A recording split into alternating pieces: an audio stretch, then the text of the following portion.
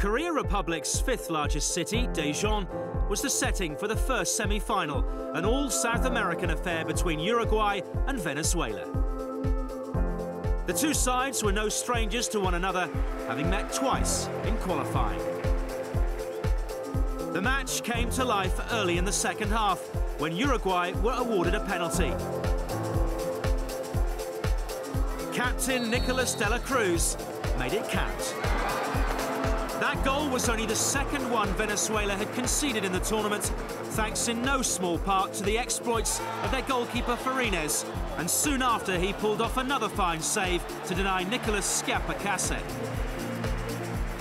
It kept Venezuela in the match, and in the 91st minute, substitute Samuel Sousa's stunning free kick took the game into extra time.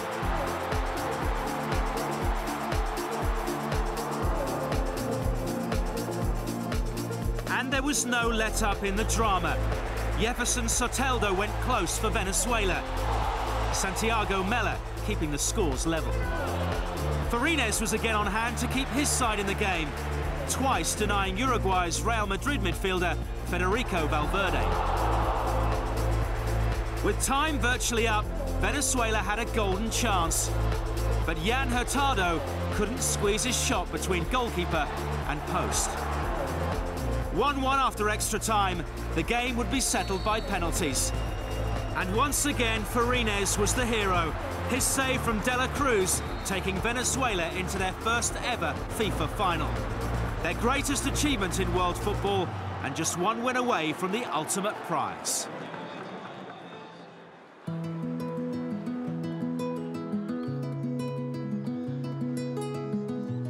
The second semi-final took place in Jeonju.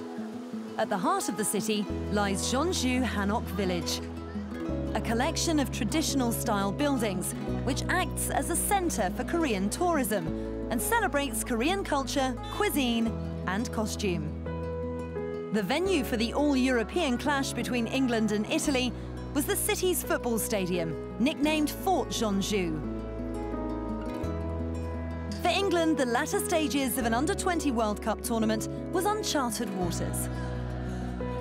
It's 20 years since we've won a game in an under-20 World Cup final. It's 24 years before we won back-to-back, since we've won back-to-back games. It's been a massive education.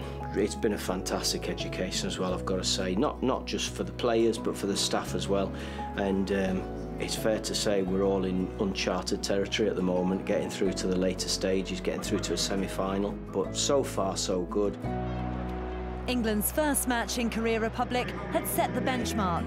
A 3-0 win over the tournament's most successful nation, Argentina, introduced this generation of England players to the world stage.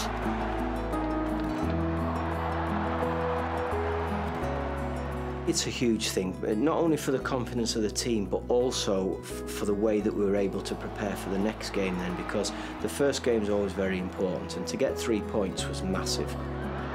After topping their group, wins over Costa Rica and Mexico in the knockout stages set up this semi-final with Italy. We know they're a good side. They're a very typical, well-organised, well-drilled Italian side who enjoy playing without the ball. They like defending, they make it really difficult to break down, and it's a game that we're going to have to be absolutely spot on. So it's another different test for us.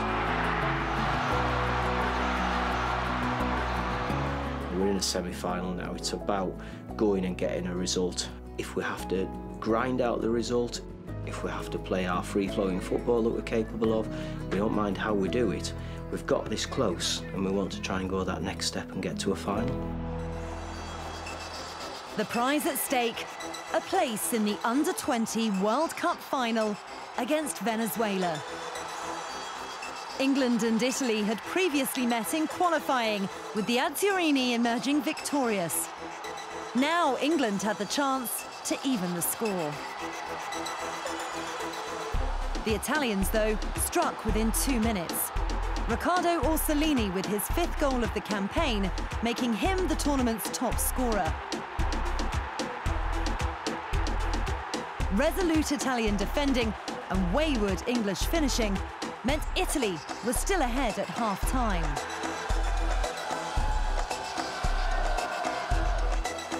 England started the second half strongly, with Dominic Solanke, John Joe Kenny and Sheyi Ojo all going close before the relentless pressure on Italy eventually told.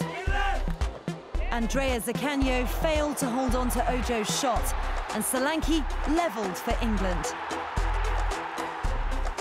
The Italians had played 120 minutes against Zambia in the quarter-finals, and they appeared to tire. England went from strength to strength. And then a breakthrough. Everton's Ademola Lookman, the quickest to react from Ojo's cross. England were in front for the first time. Fighting to survive, the Italians rallied, but the young Lions held strong. And in the 88th minute, Solanke struck again. 3-1 to England, and a place in their first ever Under-20 World Cup final.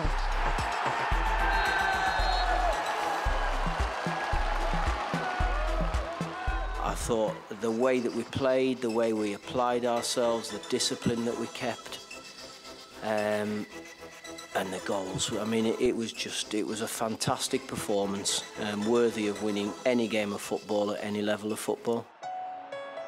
24 teams started out, now only 2 remained. England and Venezuela would face off in a bid to be crowned world champions. I think we came here, we knew we had it in the squad to get far. I think this real squad togetherness is a massive part of where we've got and what we've achieved, and hopefully we can just build that and just bring it into the next game and really go for it and give it everything we've got. This has been a very demanding and important tournament. On both the team and individual level, things are going really well. I think the last game that we won, the real lift for the team. I think the mood was really good, it was bouncing, to be fair. Yeah, just everyone's really excited. We have the mentality that we want to win the tournament. If we carry on with that approach and have faith, we can win. With all the hard work we've been putting in, we're in with a great chance. I think everyone stood up and took notice of us, how far we've got. Like, we're doing a good thing, and hopefully we can make history. And so to the final. England began brightly when good combination play freed Dominic Solanke, but Wilker Farines was equal to his effort.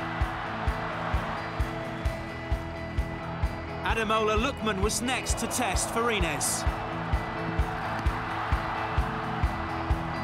Before Venezuela's Ronaldo Lucena tried his luck from just inside the England half.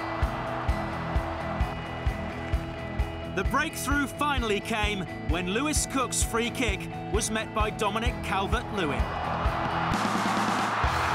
The youngster's second goal at the tournament. Now it was the turn of England's goalkeeper, Freddie Woodman, to prove his worth. As the pressure built, Venezuela were presented with an opportunity to equalise. However, Adalberto Panada's penalty was kept out by Woodman, who brilliantly preserved England's lead.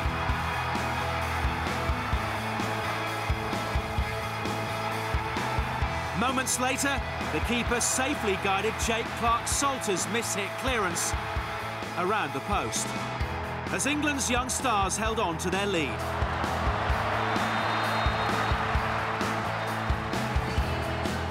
The final whistle brought with it ecstatic celebrations.